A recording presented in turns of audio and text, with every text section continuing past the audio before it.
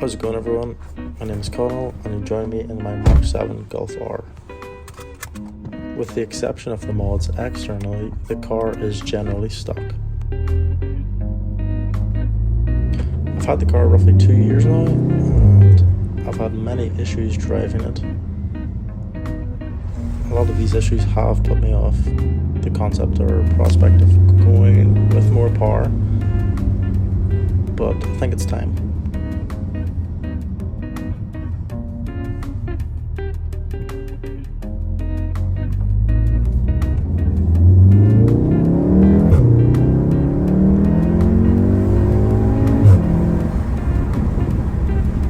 Them shift sounds do not get old.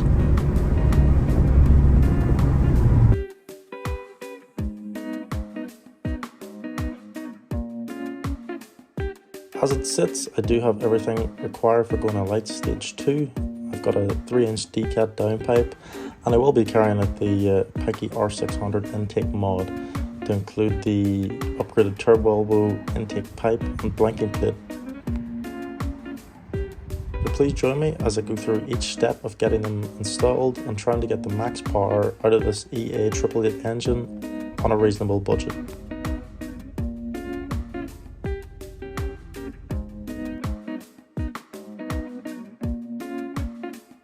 This is the Ford Motorsport high flow turbo elbow, and this is the APR carbon fiber intake pipe.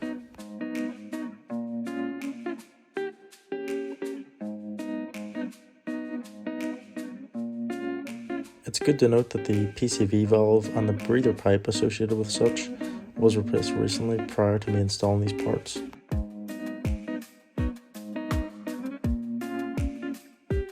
I did have this 034 Motorsport intake box on previously for about 2 weeks. It did crack, so I would not recommend it to anyone.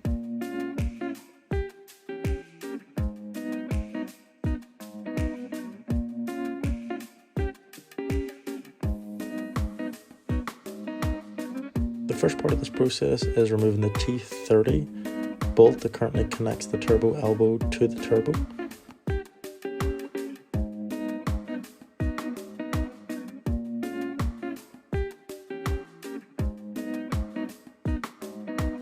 It's also good to remove the PCV breather pipe from the turbo elbow and also remove the 2 clamps currently holding on the intake pipe.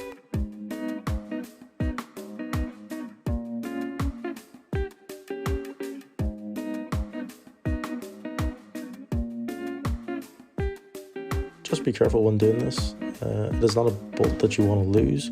Easy to replace, but you don't want to drop it down into the engine bay.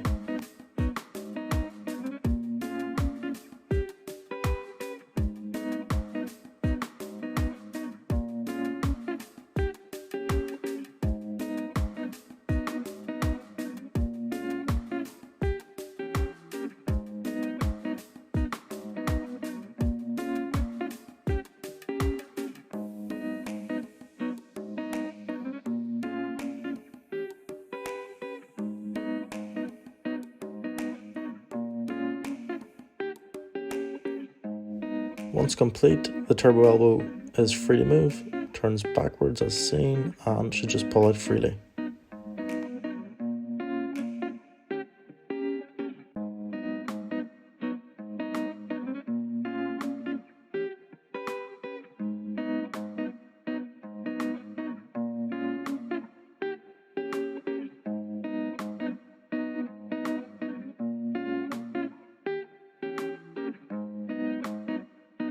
I just took this time to quickly clean up the inside of the turbo and the face.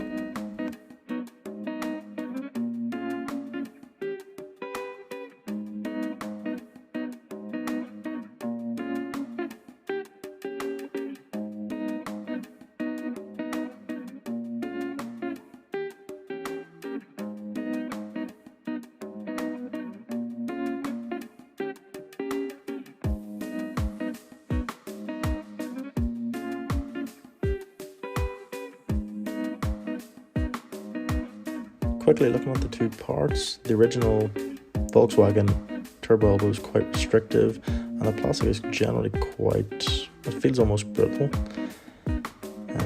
but yeah, you can see just how narrow it is when it goes into the turbo.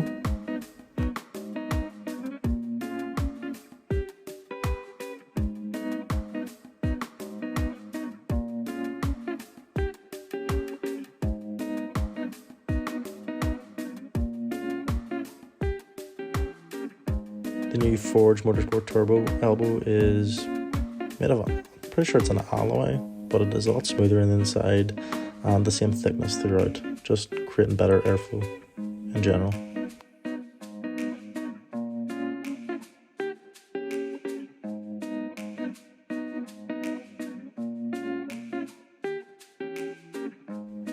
As you will see, I did have a bit of an issue and struggled trying to put the new turbo elbow back in just due to the size of it.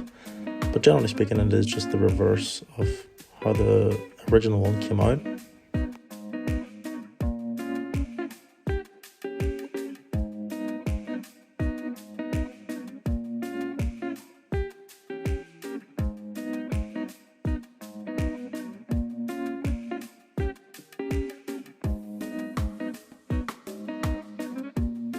I did then go back and clean up the area a bit further, as you will see, and also put a bit of engine oil around the turbo elbow to get it to slide in easier.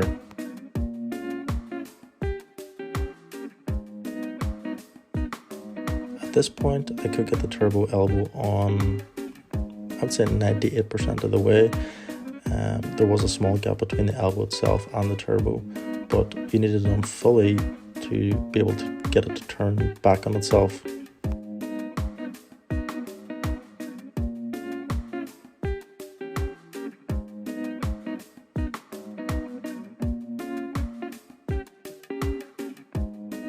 And as you can see, I'm using quite a bit of force just with the amount the engine is moving.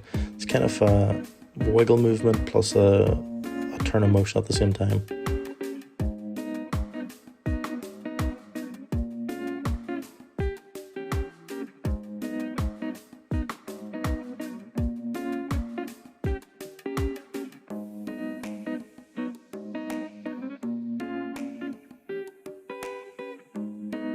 You can see the gap there between the turbo elbow and the turbo itself.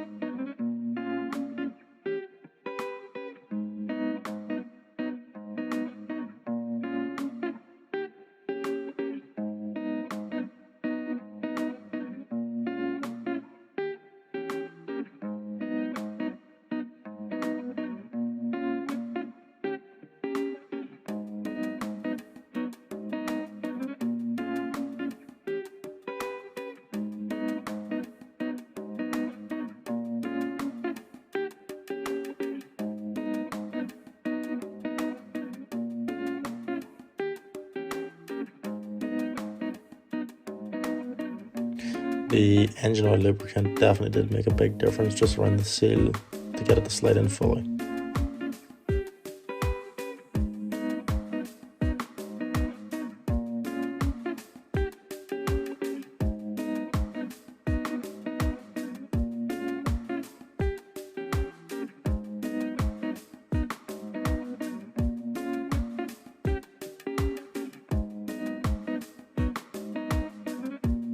The turbo elbow was generally quite stiff to then rotate towards myself, but once in place, that's it.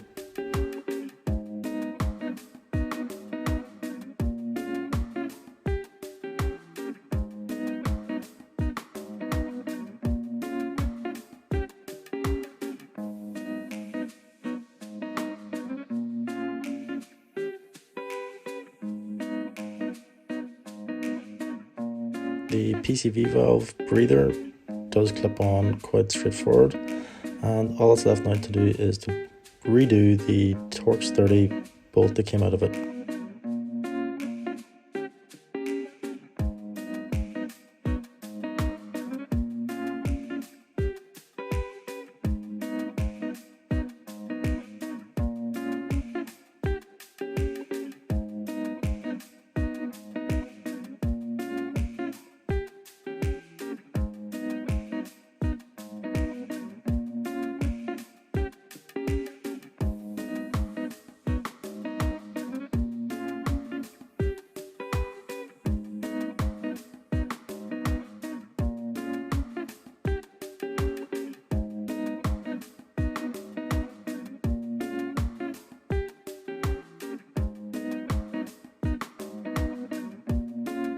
I just done the bolt up hand tight.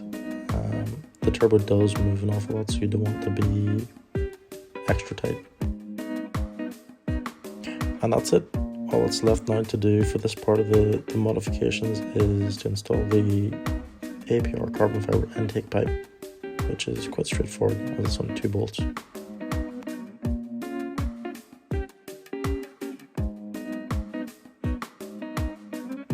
I went for this part generally more so because it's a lot more free flowing and it does have that large movement coupler on it.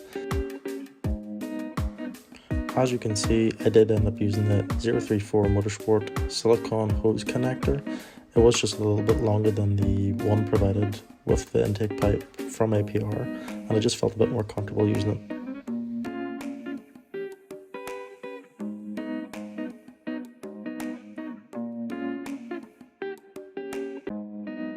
Next up we have the blanking plate. This is a part that's off an Audi TT, I believe, and it just is a direct fit to the front lower section of the airbox. We're also then going to cut or drill a few holes in the right hand side.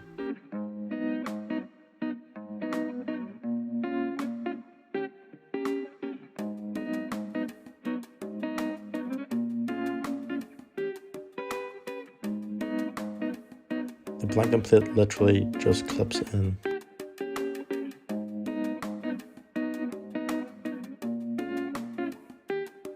As you will see, I did end up removing the lower front section of the airbox. I did drill the initial pilot holes, but it proved difficult to get the next drill bit in.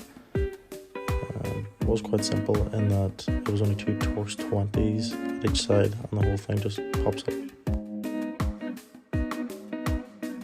Once the larger holes were drilled, all that was left to do was file them down and reinstall the whole front section.